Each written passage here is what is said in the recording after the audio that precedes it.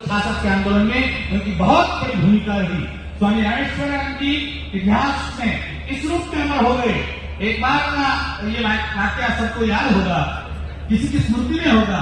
स्वामी रामेश्वरानंद ने कभी संसद के भत्ते से एक पैसा कभी नहीं लिया, एक पैसा कभी अपनी जेब पे नहीं लिया। इतना ही नहीं, कभी खाना संसद में नहीं खाया।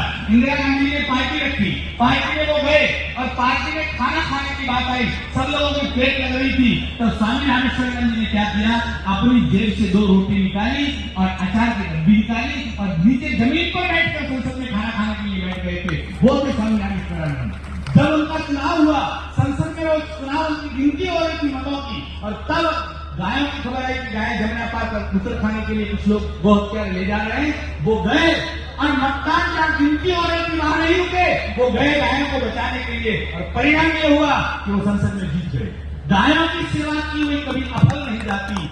ऐसे स्वामी रामेश्वरानंद भोजन करने के लिए जब बैठे और थोड़ा सा अचार इंदिरा गांधी के कहने पर लिया और पानी का बोतल लिया, तो उन्होंने अपनी जेब से पैसे निकाले और वहां दे दिए। मैं यहां से पैसा नहीं लूंगा।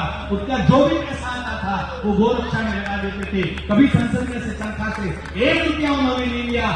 ऐसे थे स्वामी रामेश्वरानंद। आर्य समाजी थे, हमारी परंपरा के नहीं थे, लेकिन परंपरा कोई भी हो जो गाय